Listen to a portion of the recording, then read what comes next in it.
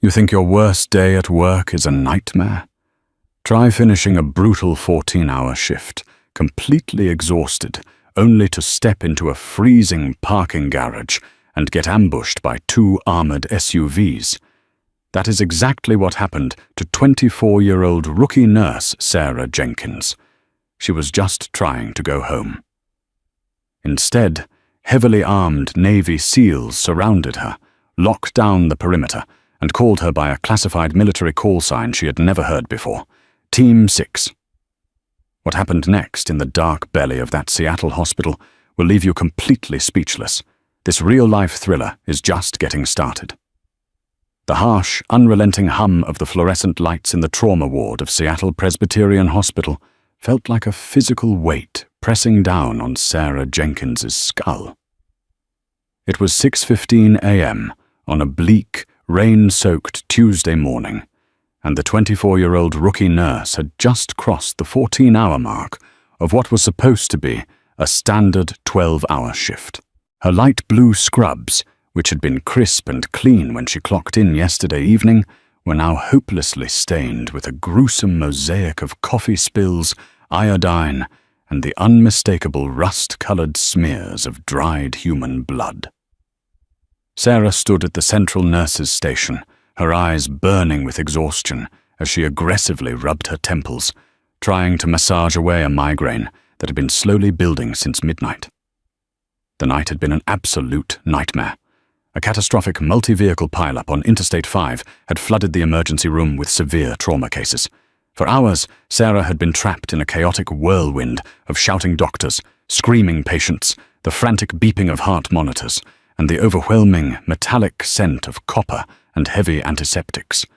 She had pushed epinephrine, assisted in 3 emergency intubations, and held the trembling hand of a frightened teenager while the surgical team worked frantically to stop his internal bleeding. She was entirely, thoroughly spent.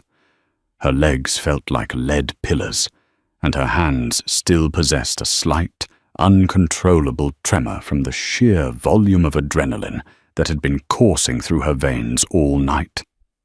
"You look like a walking corpse, Jenkins," a raspy voice suddenly barked from across the desk. Sarah blinked, slowly pulling her hands away from her face to look at Brenda Caldwell, the veteran charge nurse. Brenda was a formidable woman in her late 50s, with iron-grey hair pulled back into a tight bun, and a no-nonsense demeanor that terrified the medical interns and commanded absolute respect from the attending physicians. Brenda was currently rapidly typing up shift reports, her reading glasses perched precariously at the very tip of her nose. "I feel like one, Brenda," Sarah replied, her voice barely more than a hoarse whisper. She reached for her lukewarm, half-empty cup of hospital cafeteria coffee and took a grimacing sip. "If another trauma code goes off right now, I think I might actually just lay down on the linoleum floor and let the gurneys run me over." Brenda finally stopped typing and looked up, her expression softening just a fraction of an inch. "You did good tonight, kid. Real good. When Dr. Mitchell was struggling to secure that airway in Bay 4, you anticipated the need for the glidescope before he even asked. You kept your head. That's rare for someone who's only been out of nursing school for 6 months. A faint, tired smile briefly touched Sarah's lips. Compliments from Brenda Caldwell were rarer than quiet nights in the ER, and despite her profound exhaustion, the veteran nurse's words sparked a small, warm feeling of professional pride in her chest. "Thank you, Brenda. I just tried to focus on the protocols. One step at a time. It kept the panic away." "Well, your shift was over 45 minutes ago," Brenda said, gesturing dismissively towards the staff locker room hallway. "Get out of here before the day shift entirely takes over and someone tries to rope you into changing bedpans in the ICU. Go home, take a ridiculously hot shower, sleep for 12 hours, and for the love of God, do not answer your phone if scheduling calls you." "You don't have to tell me twice," Sarah said, grabbing her stethoscope from around her neck and tossing it into her locker.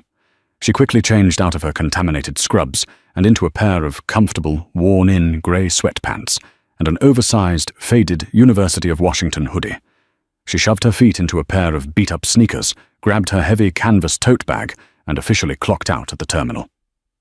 The hospital corridors were relatively quiet as she made her way towards the staff elevators, a stark contrast to the absolute pandemonium of the emergency room just a floor above. The sterile, white-tiled walls seemed to blur together as she walked. All she could think about was the soft mattress waiting for her in her tiny, overpriced studio apartment across town, and the heavy rain pounding against her bedroom window. She pressed the heavily worn-down button for the elevator and waited. When the heavy metal doors finally slid open with a dull, mechanical groan, she stepped inside the empty car and pressed the button for parking level D. Level D was the absolute lowest level of the hospital's massive underground parking structure. It was an incredibly deep, cavernous concrete bunker, primarily reserved for overnight hospital staff and overflow storage. It was always freezing cold, perpetually damp from the Seattle groundwater seepage, and deeply unsettling even on the best of days. The elevator descent felt agonizingly slow, the ancient machinery whining and shuddering in the shaft as it carried her deep beneath the surface of the city. Ding!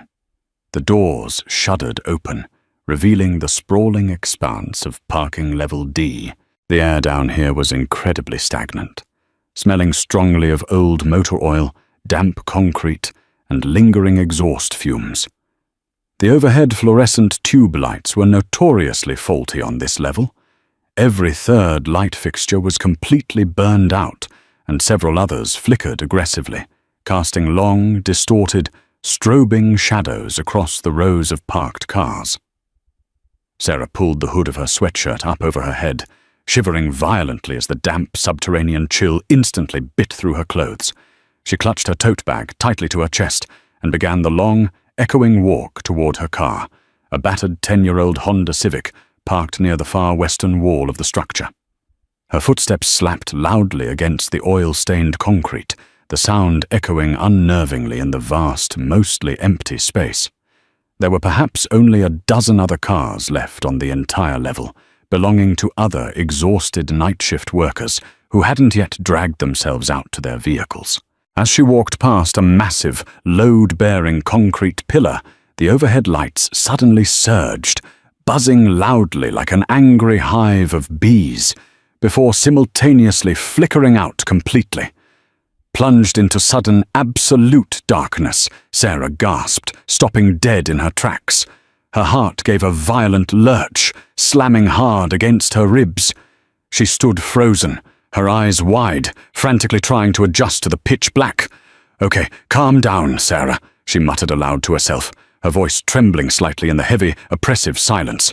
"It's just a blown breaker. The backup generators will kick in. Just wait." She waited. 10 seconds passed, then 20. The heavy silence of the underground garage seemed to press in on her from all sides, suffocating and absolute. The backup generators, which were supposed to engage automatically within 15 seconds of a power failure, did not turn on. A cold prickle of genuine, primal fear began to slowly crawl up the back of her neck. Something felt profoundly wrong. The air felt too heavy, too charged. She fumbled blindly inside her tote bag, her shaking fingers desperately searching for her cell phone to use the flashlight app.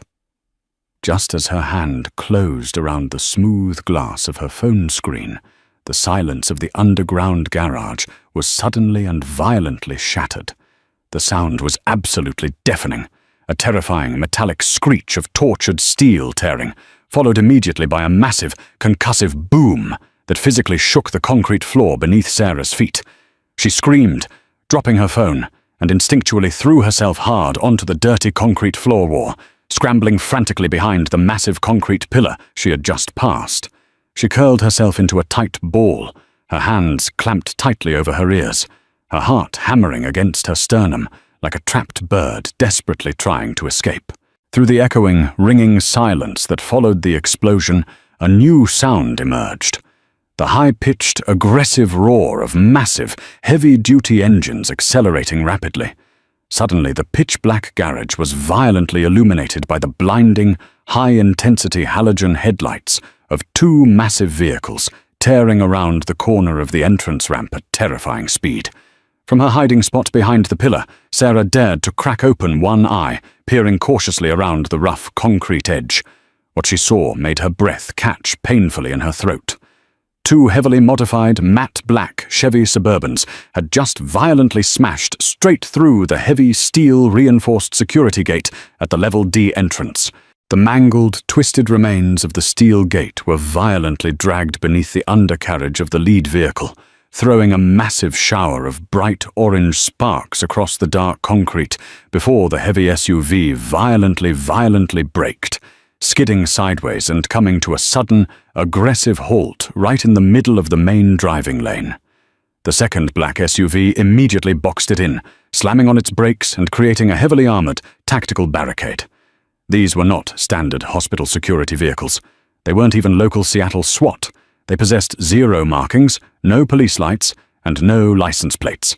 They were heavily up-armored, sitting high on reinforced suspensions with thick, bullet-resistant glass that had spider-webbed impact marks in several places. Before the heavy vehicles had even fully stopped moving, all four heavy steel doors of the lead SUV flew open simultaneously. Men poured out. They moved with a terrifying, synchronized, hyper-aggressive fluidity that Sarah had only ever seen in big-budget military thriller movies. But this wasn't Hollywood. This was brutally, terrifyingly real. There were 6 of them in total. They were entirely clad in advanced, dark tactical gear, heavy ceramic plate carriers, Kevlar helmets equipped with multi-lens night vision goggles, and thick combat boots. They carried short-barreled, suppressed rifles, the deadly weapons tucked tightly and professionally into their shoulders, the muzzles constantly sweeping the dark corners of the parking garage with laser-like precision. "Perimeter secure. Check your corners. I want 360-degree coverage. Now!" A deep, heavily authoritative voice barked out from the center of the chaotic formation. The man who had shouted was easily the most imposing figure of the group. He stepped out from the passenger side of the second SUV. Unlike the others, his night vision goggles were flipped up, revealing a face smeared with black tactical grease paint. He had piercing, cold blue eyes that rapidly scanned the area with predatory intensity. He moved with a heavy limp, his left thigh wrapped tightly in a blood-soaked field bandage, but he completely ignored the injury, his weapon raised and ready. Sarah pressed her back as hard as she physically could against the cold concrete pillar, desperately trying to make herself as small and invisible as possible.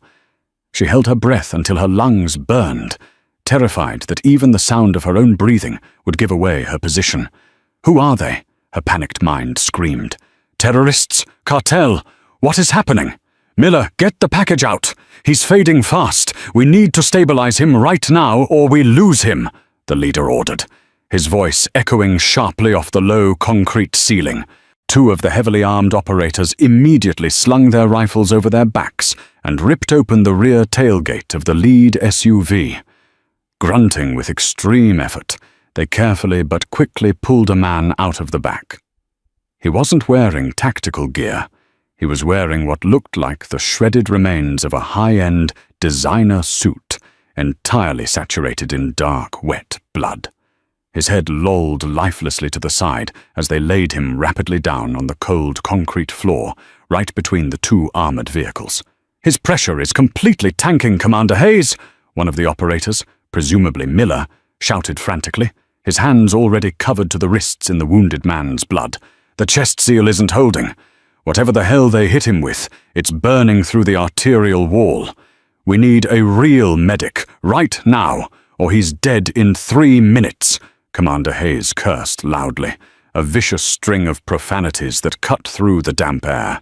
He reached into one of the heavy tactical pouches on his chest rig and pulled out a small, ruggedized military tablet. The screen cast a pale, eerie blue glow across his grease-painted face as he rapidly tapped the reinforced glass. "Tracker shows she's here," Hayes growled, his eyes darting from the glowing screen, to the dark, shadowy corners of the parking garage. "Right on top of us. Signal is coming from within 50 feet. Sarah's blood turned entirely to ice in her veins. He said she. Hayes suddenly stopped looking at the screen. He slowly raised his head, his cold blue eyes locking perfectly onto the exact concrete pillar where Sarah was currently hiding in the shadows.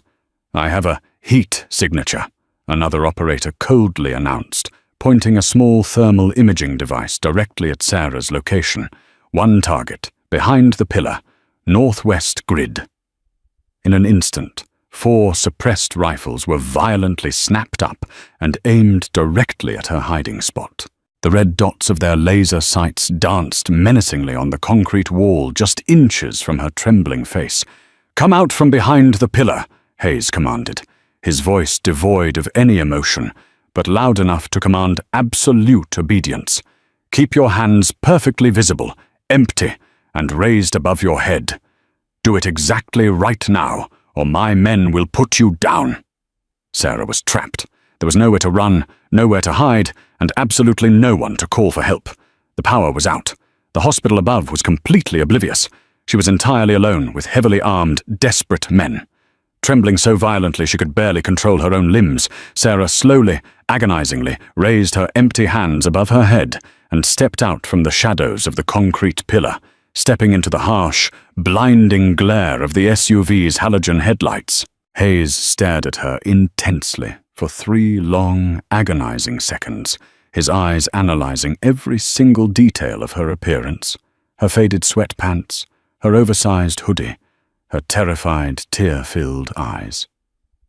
He looked back down at the glowing military tablet in his hand, then back up at her, a look of profound, desperate relief washing over his hardened features. He didn't raise his weapon. Instead, he pointed a heavy, gloved finger directly at her chest. "You're Sarah Jenkins," Hayes stated. It wasn't a question. It was a completely verified fact. Sarah nodded mutely, completely unable to find her voice through the paralyzing terror gripping her throat. "You're Team 6, Hayes barked, his voice suddenly shifting from hostile command to urgent desperation. "We don't have time to explain. Get over here right now. Your patient is bleeding out." "I think you have the wrong person," Sarah finally managed to stammer, her voice cracking violently as she stood frozen in the harsh glare of the headlights. She kept her hands raised high in the air, her eyes darting frantically between the heavily armed men and the bleeding, dying man lying on the cold concrete. "I'm just a nurse. I work upstairs. I just got off my shift. I don't know who you are, and I definitely don't know what Team 6 means." Commander Hayes did not look amused. He holstered his sidearm with a swift, angry motion and closed the distance between them in 3 long, predatory strides. He grabbed Sarah firmly by the upper arm, not enough to severely hurt her, but with enough raw strength to completely lift her off her toes, and physically dragged her towards the space between the 2 black SUVs. "I know exactly who you are, Jenkins. Graduated top of your nursing class at UW. Specialized in emergency trauma. You've been working the critical care floor for exactly 6 months, Hayes practically growled directly into her ear as he pulled her along. "We don't have a military surgeon.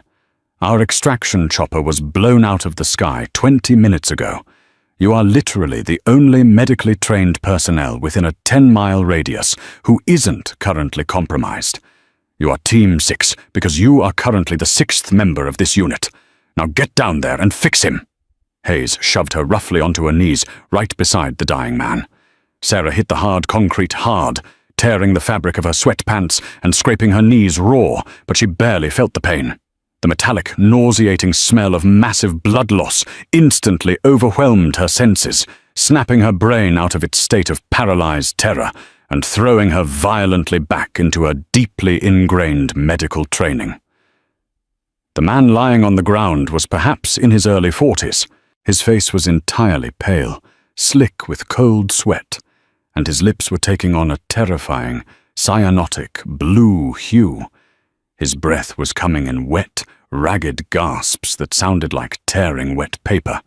The expensive fabric of his suit had been violently ripped open by the SEAL operators, exposing a massive, horrific wound on the upper right side of his chest, just below the collarbone. "Oh my God," Sarah breathed, instinctively pressing her hands against the wound to apply direct pressure. Her hands instantly became slick with warm, thick blood. But as she looked closer at the injury in the harsh glare of the tactical flashlights, she realized it wasn't a normal gunshot wound. The edges of the torn flesh weren't just bleeding. They were actively bubbling, emitting a faint, sickly sweet chemical smoke, and the surrounding tissue was glowing with a bizarre, unnatural, faint green luminescence. "What is this?" Sarah yelled, looking up wildly at Hayes, the sheer panic returning to her voice. "This isn't a standard bullet wound. It looks like chemical necrosis. It's eating through his tissue. Direct pressure isn't going to stop this. He needs an immediate surgical suite, heavy vascular clamps, and a specialized decontamination team. I can't do this on the floor of a dirty parking garage." "You have to, Miller," the operator, currently holding a heavy pressure dressing to the man's lower abdomen, shouted back. It was a specialized subsonic flechette round, highly classified. It delivers a localized necrotic payload to ensure the target bleeds out internally. You have our full tactical medical kit. Use it. Do whatever you have to do, but keep him breathing for another 10 minutes until our secondary extraction team breaches this perimeter. Hayes dropped a massive, heavy green tactical canvas bag onto the concrete right next to Sarah, ripping the zipper open to reveal an array of incredibly advanced medical equipment she had never seen before in civilian medicine. There were strange, auto-injecting syringes filled with unknown milky fluids, heavy metallic clamps with biometric readouts, and packages of combat gauze that seemed to possess their own internal heating elements. "I don't know how to use half of this gear," Sarah protested, her hands shaking violently as she desperately tried to pack standard gauze into the man's bubbling chest wound, only to watch the chemical agent rapidly eat through the cotton fibers. "Figure it out, Jenkins," Hayes roared, racking the bolt of his heavy rifle as a sudden, loud metallic banging echoed from the concrete ramp leading down to level D. Someone was trying to breach the garage from the upper levels. "We are currently being hunted by a heavily armed, private military contractor, hit squad, who wants this man dead. We are entirely cut off. You are his only chance." Sarah looked down at the dying man. His eyes, previously rolled back into his head, suddenly fluttered open. They were a striking, piercing green, entirely out of focus, but frantically searching the darkness. Suddenly the man's bloody, freezing hand shot up, his fingers gripping Sarah's wrist with surprising, terrifying strength. He pulled her slightly closer, his breath smelling heavily of metallic blood and strange chemicals. "Sarah," the man choked out, blood violently bubbling past his lips as he spoke. Sarah froze, her heart stopping entirely. "How do you know my name?" she whispered. The man smiled, a gruesome, bloody grimace. "Your father, Arthur. He told us his little girl was the best." The world around Sarah completely stopped spinning. The roaring of the tactical engines, the shouting of the SEAL operators, the loud banging on the barricaded garage doors. It all instantly faded into a distant, muffled white noise. Her father, Arthur Jenkins. He was a civilian structural engineer. He had died in a tragic, completely mundane workplace accident in Afghanistan exactly 10 years ago. Her family had received a folded flag, a closed casket, and a very standard, polite letter of condolence from his contracting company. How did this critically wounded, heavily targeted man surrounded by rogue Navy SEALs know her father? Before she could process the impossible revelation, a massive explosion rocked the concrete ceiling above them, raining dust and small chunks of debris down onto the hoods of the black SUVs. "They're breaching the upper stairwell!" Hayes screamed over the comms radio. "Defensive positions! Suppressing fire! Do not let them get to the package! Jenkins, do your job!" Gunfire erupted. The deafening staccato roar of suppressed automatic weapons filled the enclosed concrete bunker, mixing entirely with the terrifying realization that Sarah Jenkins's entire life, Her entire history was a complete and total lie, and if she didn't figure out how to stop the glowing, chemical bleeding in the chest of the stranger holding her wrist, she was going to die in the dark before she ever found out the truth. The echoing concrete expanse of parking level D instantly transformed into a deafening, chaotic war zone. The staccato crack, crack, crack of suppressed automatic rifle fire filled the damp air, completely drowning out the harsh mechanical groan of the hospital's failing ventilation system overhead. From the upper ramp, heavily armed mercenaries in unmarked grey tactical gear began pouring down the concrete incline, their weapons spitting bright yellow flashes into the gloom. Sarah instinctively ducked, screaming as a high-velocity round sparked violently off the reinforced steel bumper of the Chevy Suburban, mere inches from her face. The impact showered her with a vicious spray of hot metal fragments and concrete dust. "Keep your head down and your hands on the patient." "Ira!" Commander Hayes bellowed over the deafening roar of the firefight. He was crouched behind the massive engine block of the lead SUV, firing controlled, precise, 3-round bursts up the ramp. Beside him, 2 other SEAL operators were laying down heavy suppressing fire, their shell casings raining down on the oil-stained floor with a sound like metallic hail. Sarah's entire body was trembling uncontrollably, but the dying man's grip on her wrist remained terrifyingly tight. The sickly green luminescence glowing from his chest wound was spreading, tracking along his visible veins like a toxic spiderweb beneath his pale skin. The chemical smoke rising from the torn flesh smelled like burnt sugar and rotting copper. "Who are you?" Sarah demanded, her voice bordering on absolute hysteria. She desperately pressed a wad of standard medical gauze into the bubbling wound, only to watch in horror as the chemical agent instantly dissolved the cotton fibers, turning them into a black, smoking sludge. "How do you know my father? He was a structural engineer. He died in a construction collapse." The dying man coughed, a wet, rattling sound that sprayed a fine mist of dark blood across his chin. He forced a grim, agonizing smile. "My name is Silas Sterling," he gasped, his eyes rolling back before he forced them to focus on her face. "And your father didn't build bridges, Sarah. He built nightmares. He was the lead biochemist for DARPA's Project Chimera." Sarah stared at him, her mind completely short-circuiting. The world around her, the flying bullets, the shouting men, the smell of gunpowder, seemed to freeze in a terrifying vacuum. Biochemist? DARPA? It made absolutely no sense. She clearly remembered her father's drafting tables, his blueprints, his hard hat sitting on the kitchen counter. It had to be a lie.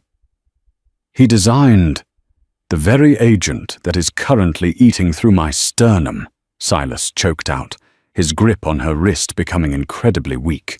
"It's a localized tissue necrotizing enzyme, untraceable in standard autopsies. The people shooting at us right now, they stole it. They shot me with it to ensure I couldn't deliver the evidence to a congressional committee tomorrow morning." "I don't care about committees. I don't know how to stop this," Sarah screamed, tears of pure frustration and terror finally spilling hot over her cheeks. She turned frantically to the heavy green tactical medical bag Hayes had thrown beside her. She ripped it entirely open, dumping its contents onto the cold concrete. Dozens of strange, heavy-duty medical devices scattered across the floor. There were thick auto-injectors with no labels, heavy biometric clamps, and vacuum-sealed foil packets. "The blue cylinder!" Silas rasped, his eyes locking onto the scattered gear. "Your father. He built a fail-safe, a neutralizing enzyme. It's in the kit. The blue cylinder." Sarah's blood-stained hands scrambled frantically over the advanced tactical gear. She found it, a heavy metallic syringe with a thick glass barrel containing a viscous, glowing blue liquid. It looked more like a piece of alien technology than a medical device. It had a dial on the top with numerical settings she didn't understand. "How much?" she yelled, holding it up. "What's the dosage? I don't know his weight or his baseline vitals." "Max it out!" Miller shouted from his position at the rear bumper, slamming a fresh magazine into his rifle. "If you don't neutralize that necrotic agent right now, it hits his heart in 60 seconds, and we carried him down here for absolutely nothing." Sarah gritted her teeth, her medical training violently warring with the sheer impossibility of the situation. Do no harm. But doing nothing meant certain death. She twisted the metallic dial at the top of the heavy syringe all the way to the right until it clicked loudly. She found the thickest, most prominent vein on Silas's uninjured left arm, wiped away the blood and sweat with her forearm, and drove the thick needle deep into his flesh. She slammed the plunger down. The reaction was instantaneous and terrifying. Silas's back violently arched off the concrete floor, a guttural, choked scream tearing from his throat. His entire body convulsed. "Hold him down," Hayes roared, not taking his eyes off the ramp as he fired another burst. Sarah threw her entire body weight over Silas's torso, her knees pinning his good arm to the floor as he thrashed wildly. The glowing blue liquid rapidly tracked up the veins in his arm, heading straight for his chest. When it met the sickly green luminescence of the chemical wound, a violent, audible hiss erupted from his torn flesh. Thick, white steam poured out of the wound, obscuring Sarah's vision. She squeezed her eyes shut, terrified the chemical reaction was going to detonate. Slowly, agonizingly, the violent convulsions stopped. Silas collapsed flat against the cold concrete, utterly motionless. Sarah frantically pressed 2 trembling fingers against the thick carotid artery on his neck. For a terrifying 3 seconds, she felt absolutely nothing. Then a pulse. It was incredibly weak, thready, and dangerously fast, but it was there. She looked down at his chest. The sickly green glow was entirely gone. The tissue had stopped bubbling. The necrotic agent had been neutralized. "He's stable!" Sarah screamed over the gunfire, her voice cracking. "The bleeding has slowed, but his blood pressure is in the basement. If we don't get him whole blood and a sterile surgical suite within 20 minutes, he's going to die from hypovolemic shock." "20 minutes is a luxury we don't have, Jenkins," Hayes yelled back, pulling a heavy spherical metal object from his tactical vest. "They're flanking us. Miller, cover the eastern stairwell. We're moving to the sub-basement utility tunnels." Hayes pulled the pin on the metallic sphere and hurled it as hard as he could up the concrete ramp. "Flash out! Heads down!" he roared. Sarah threw her arms over her head and buried her face into Silas's ruined suit jacket. A fraction of a second later, the dark parking garage was instantly obliterated by a blinding, magnesium-white flash of light, followed by a concussive shockwave that physically rattled Sarah's teeth in her skull. The immediate aftermath of the flashbang grenade was a disorienting, ringing silence. The high-pitched electronic whine echoing in Sarah's ears was nauseating. The harsh white light had burned temporary, floating blind spots into her vision. "Move! Move! Grab the package!" Hayes's voice sounded muffled, as if he were shouting underwater. Through her blurred vision, Sarah saw Miller and another SEAL operator, a massive man with a heavy machine gun, sprint toward Silas. They didn't bother with a stretcher. They roughly grabbed the unconscious man by the heavy tactical harness they had strapped to him earlier and hoisted him up, carrying him between them like a battering ram. "Jenkins, stay right behind me. Keep your head below the window line of the vehicles," Hayes ordered, grabbing her firmly by the hood of her sweatshirt and physically pulling her to her feet. The sudden movement made Sarah dizzy, her knees buckling slightly. "Where are we going? The elevators are dead. The ramps are blocked." "There's a reinforced maintenance access hatch behind the generator block on the far wall," Hayes explained rapidly, his eyes scanning the dark corners of the garage as he pulled her along. "It leads directly to the subterranean utility tunnels that connect the hospital to the city's main storm drain system. It's our only exfil route." "How do you even know about that?"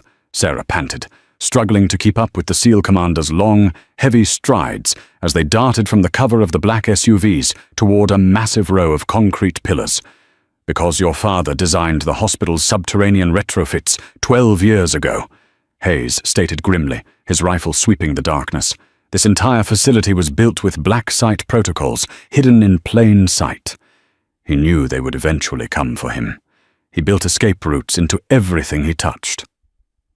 Sarah felt a cold sickness settle deep in her stomach.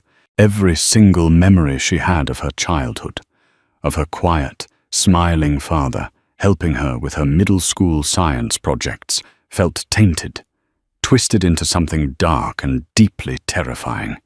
Before she could process the sheer magnitude of the lie, the concrete pillar right next to her head suddenly exploded. Crack, crack, crack, crack. The deafening gunfire erupted again, this time from a completely different angle. The mercenaries hadn't just come down the main ramp. They had breached the eastern stairwell and were now rapidly flanking them in the darkness. "Contact right! Suppress!" Hayes roared. The heavy machine gunner carrying Silas instantly dropped the wounded man's harness, stepped completely out into the open, and unleashed a terrifying, unbroken stream of heavy-caliber tracer rounds into the dark stairwell. The roaring muzzle flash illuminated the garage like a strobe light, casting long, demonic shadows across the walls. "Miller, get the door open!" Hayes shouted, firing his own weapon to support the gunner. Miller sprinted toward the far wall, where a heavy, rusted steel door sat flush against the concrete, half hidden behind a massive row of silent backup generators. He slammed his shoulder into it, twisting the heavy iron handle. It didn't budge. "It's electronically magnetically sealed," Miller yelled back, panic finally bleeding into his highly trained voice. "The power grid failure locked it down. I need to blow the hinges, but I don't have enough C4 left in my kit to breach steel this thick." Suddenly, a massive, horrifying, wet thud echoed over the gunfire. Sarah whipped her head around. The heavy machine gunner had suddenly stopped firing. He stood frozen for a split second, a blossoming, dark stain rapidly spreading across the center of his heavy ceramic plate carrier. The mercenaries had armor-piercing rounds. The gunner collapsed backward onto the cold concrete, his heavy weapon clattering uselessly to the floor. "Damn it! Man down!" Hayes roared, sprinting toward his fallen operator. "No, wait!" Sarah screamed, her medical instincts overriding her sheer terror. She scrambled on her hands and knees across the glass-strewn floor, diving toward the fallen seal. "Jenkins, get back into cover!" Hayes bellowed, but she ignored him. She slid into the slick pool of fresh blood expanding rapidly around the gunner. His eyes were wide, staring blankly up at the ceiling, his breath coming in shallow, ragged gasps. "He's hit in the upper mediastinum!" Sarah shouted, her hands flying over his heavy tactical gear, frantically searching for the release buckles. "The round penetrated the armor. He's tension pneumothoraxing. His lung is collapsing. I need a needle decompression kit right now, or his heart stops in 40 seconds. She didn't wait for Hayes to hand it to her. She violently ripped open the trauma pouch strapped to the gunner's own vest, her bloody fingers retrieving a long, thick, 14-gauge needle. "Hold him steady," she ordered Hayes, her voice suddenly commanding, entirely devoid of the paralyzing fear from 5 minutes ago. She was no longer a terrified hostage. She was a trauma nurse, and this was her domain. Hayes immediately dropped his rifle to its sling and pinned the massive gunner's shoulders to the concrete. Sarah found the second intercostal space on his massive chest, perfectly aligned with the mid-clavicular line. She didn't hesitate. She drove the thick needle violently through his chest wall. A loud, sudden rush of trapped air hissed violently out of the needle hub, followed by a spray of bright red blood. The gunner's eyes instantly snapped back into focus, and he took a massive, desperate, shuddering breath. The terrible pressure in his chest suddenly relieved. "Good job, kid," Hayes grunted, genuinely impressed. He hauled the massive gunner back to his feet, throwing the wounded man's heavy arm over his own shoulder. "Can you walk, brute?" "I can walk, Commander," the gunner gritted out, spitting blood onto the concrete. "But I can't carry the package." "I've got the package," Miller shouted. He had abandoned the sealed steel door and ran back, grabbing Silas's harness by himself, struggling under the dead weight. "We are totally pinned down," Hayes analyzed the situation coldly, ducking as another volley of rounds shattered the windshield of a nearby parked car. "The door is sealed. We have one critical casualty, one compromised asset, and a massive tactical disadvantage. They are going to box us in and slaughter us." "Wait," Sarah said, her mind racing at 1,000,000 miles an hour. She stared at the massive steel door, then at the silent, dead backup generators. She thought back to her father. She thought back to the ridiculous, seemingly pointless games he used to play with her when she was a little girl. Puzzle games, logic traps. "Commander," Sarah said, her voice eerily calm despite the chaos, "you said my father designed this level?" "Yes." Hayes fired a short burst into the dark. "What of it?" "My father didn't trust electronic locks. He always said technology fails when you need it most." Sarah stood up, ignoring the bullets snapping through the air overhead, and ran towards the heavy steel door. "Jenkins, get down!" Miller screamed. Sarah reached the heavy, rusted steel door. She ignored the electronic keypad glowing uselessly on the wall. Instead, she dropped to her knees and began frantically feeling along the bottom edge of the massive metal frame, her bloody fingers searching the dark, oily crevice where the steel met the concrete. Her father used to tell her a bedtime story about a hidden castle. "The key to the fortress is never in the door, Sarah. It's always hidden under the heaviest stone, where the lazy dragon refuses to look." Her fingers brushed against something hard, metallic, and distinctly out of place. It wasn't a rock. It was a heavy, recessed mechanical lever hidden perfectly flush within the concrete floor molding. She gripped it with both hands and pulled with all her remaining strength. A loud, heavy metallic clunk echoed from deep within the steel door. The heavy magnetic seals, physically overridden by a hidden analog failsafe, violently disengaged. Sarah pushed the handle. The massive steel door slowly, heavily swung open, revealing a pitch-black, yawning tunnel that smelled strongly of damp earth and rushing water. "Doors open!" Sarah screamed, turning back to the seals. "Move!" Hayes stared at her for a fraction of a second, his icy blue eyes widening in sheer disbelief, before his combat training took over. "Fall back! Into the tunnel! Move, move, move!" The moment Commander Hayes shoved Sarah through the threshold, Miller and the massive, wounded gunner, whose name tape read Jackson, piled in right behind them. Miller immediately threw his entire body weight against the rusted interior handle, violently pulling the massive steel door shut, just as a hail of armor-piercing bullets shattered the concrete where they had been standing a fraction of a second prior. The heavy door slammed perfectly flush into its reinforced concrete frame with a deafening, echoing boom that shook dust from the ceiling.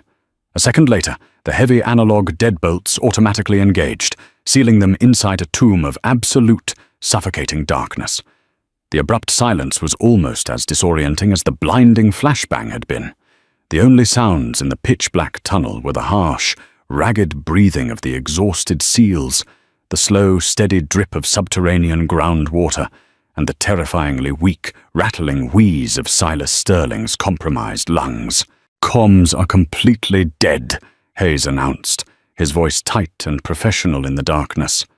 A sharp crack echoed through the tunnel, followed immediately by the eerie, chemical green glow of a military-grade chem light. Hayes held the glowing plastic tube up, casting long, sickly shadows across the curved, damp concrete walls of the utility tunnel.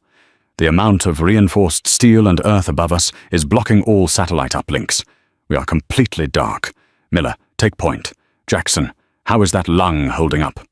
"It burns like hell, Commander, but I'm breathing," Jackson grunted heavily, leaning heavily against the curved tunnel wall. He looked down at the 14-gauge needle still protruding from his chest plate, the one Sarah had violently stabbed into him to stop his tension pneumothorax. "The doc here bought me some time, but we need to move before Blackwood Vanguard blows those hinges off." "Blackwood Vanguard?" Sarah asked, her voice trembling slightly as she knelt beside Silas to check the heavy pressure dressing on his chest. The sickly green glow of his chemical wound was completely gone, replaced entirely by the dark, sticky reality of standard catastrophic blood loss. Who are they? Why are they trying to kill us? They aren't just trying to kill us, Jenkins, Hayes replied grimly, gesturing for Miller to start dragging Silas deeper down the sloping concrete tunnel. Blackwood Vanguard is a highly classified, off-the-books private military company. They are exclusively utilized by a rogue, deep-state faction within the Department of Defense, specifically spearheaded by a man named Garrett Sullivan. Sullivan was your father's direct supervisor at DARPA. Sarah stumbled over a rusted pipe jutting from the floor, her mind spinning wildly as she hurried to keep pace with the heavily armed men.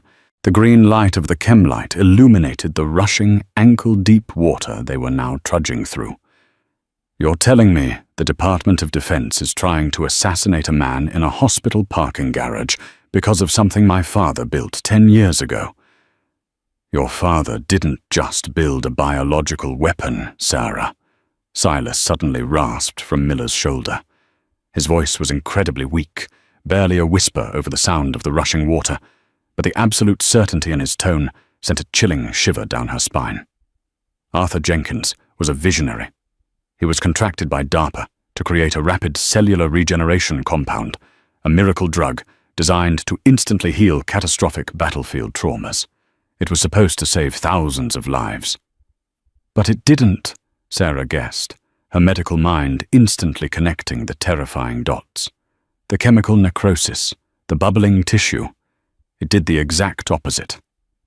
Sullivan weaponized it, Silas coughed, a wet, terrible sound, when he realized the compound could be slightly altered to induce immediate, localized cellular death, an untraceable assassination tool that mimics aggressive flesh-eating bacteria. He stole the research. Your father found out. He tried to blow the whistle to the Senate Intelligence Committee. That is why the scaffolding collapsed on his work site in Afghanistan. It wasn't an accident. Sullivan had him murdered to bury the truth. Tears pricked at the corners of Sarah's eyes, mixing with the dirt and dried blood smeared across her face. The father she had mourned for a decade, the quiet, gentle man who had taught her how to ride a bicycle, was a murdered government whistleblower.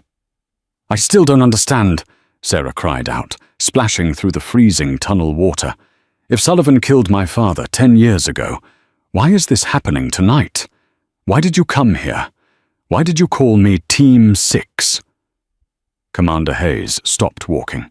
He turned around, the green glow of the chemlight illuminating the deep, exhausted lines etched into his grease-painted face. Because of the drive, Jenkins, Hayes said quietly. Silas is an investigative journalist. He spent the last 6 years tracking down your father's missing data. Yesterday, he finally acquired the master encrypted hard drive containing all of Arthur Jenkins' original files, the absolute proof that Sullivan orchestrated the assassination and illegally manufactured the necrotic agent.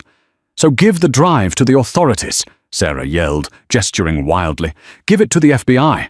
Why do you need a rookie trauma nurse? Because your father was paranoid, Silas whispered, his eyes fluttering shut as his blood pressure continued to dangerously drop.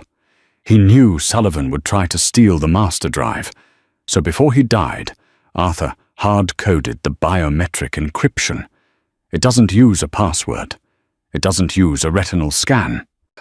Sarah froze, the freezing water swirling around her ankles completely forgotten. She looked at her own hands, stained deeply with the blood of strangers. It uses DNA, she breathed out, the horrifying realization crashing down upon her. Yes, Hayes confirmed, his voice devoid of any pity. It specifically requires a perfect match to Arthur Jenkins's genetic sequence. He locked the only evidence that can take down Garrett Sullivan and Blackwood Vanguard behind a biometric wall that can only be unlocked by his direct biological descendant.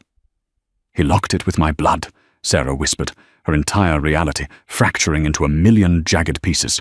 Exactly, Hayes said, turning back around and raising his rifle as a distant, muffled explosion echoed from the top of the tunnel behind them. The heavy steel door had just been breached. You aren't just a combat medic tonight, Jenkins. You are the literal key to taking down the most dangerous shadow organization in the Western Hemisphere. Now keep moving or we all die down here." The adrenaline that had been forcefully keeping Sarah upright for the last hour was rapidly beginning to curdle into sheer, agonizing exhaustion. Her lungs burned with every breath of the damp, mouldy tunnel air, and her soaked sneakers felt like they were cast in solid concrete. Behind them, the echoing sounds of heavy combat boots splashing through the water were growing terrifyingly louder. Blackwood Vanguard was advancing fast, equipped with superior night vision and absolutely zero hesitation. "I see the exit," Miller shouted from the front of the formation, his voice bouncing wildly off the curved concrete. Sarah squinted through the oppressive gloom. About 50 yards ahead, the narrow utility tunnel violently opened up into a massive, cavernous subterranean storm drain. Pale, hazy moonlight was filtering down through a colossal, rusted iron grate at the very end of the chamber, illuminating the churning, violent black waters of the Puget Sound directly below. "We're cut off!" Miller yelled in frustration as they sprinted into the massive chamber. "The grate is padlocked with heavy industrial chains. We can't squeeze through." "Blow it!" Hayes ordered, dropping to one knee and raising his rifle, aiming it squarely back down the dark tunnel they had just exited. "Jackson, set Silas down behind that concrete piling and help me suppress the choke point."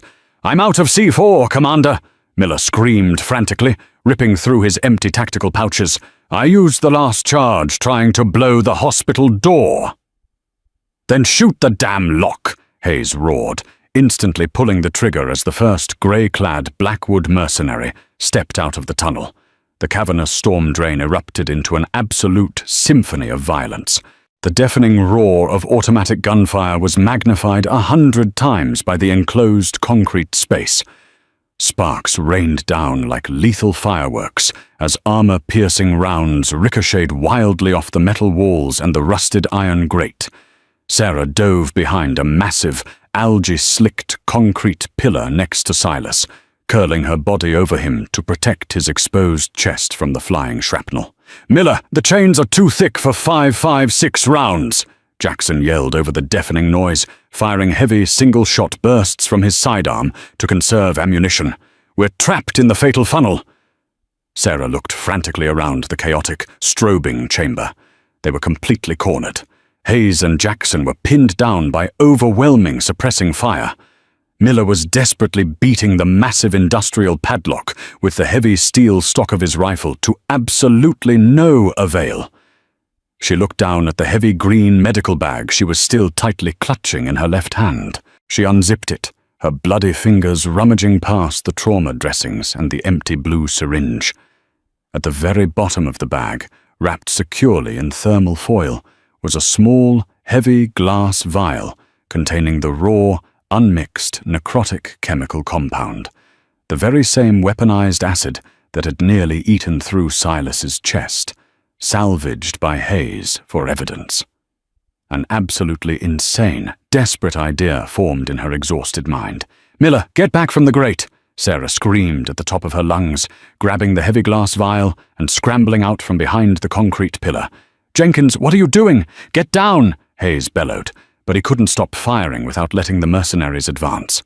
Sarah ignored the bullets, snapping past her ears like angry hornets. She sprinted directly toward the heavy iron grate overlooking the ocean. She didn't aim for the padlock. She aimed for the thick, rusted iron chains binding the grate to the concrete wall. She smashed the glass vial directly against the thickest cluster of chains. The glass shattered, instantly splashing the heavy, highly concentrated chemical agent all over the rusted metal. The reaction was violently immediate. A massive, blinding hiss of sickly green smoke erupted into the air as the weaponized necrotic acid hit the oxidized iron. It didn't just burn. It aggressively devoured the metal, rapidly eating through the thick steel links like tissue paper in a furnace. Within 5 seconds, the heavy chains practically dissolved into a bubbling, black sludge. "Kick it!" Sarah screamed, backing away from the toxic fumes. Miller didn't hesitate. He launched a devastating front kick directly into the center of the iron grate. With a screech of tortured, dying metal, the heavy grate violently gave way, tumbling outward and crashing heavily into the churning black waters of the Puget Sound below. "Exfil route is open!" Miller roared. "Submersible is surfacing!"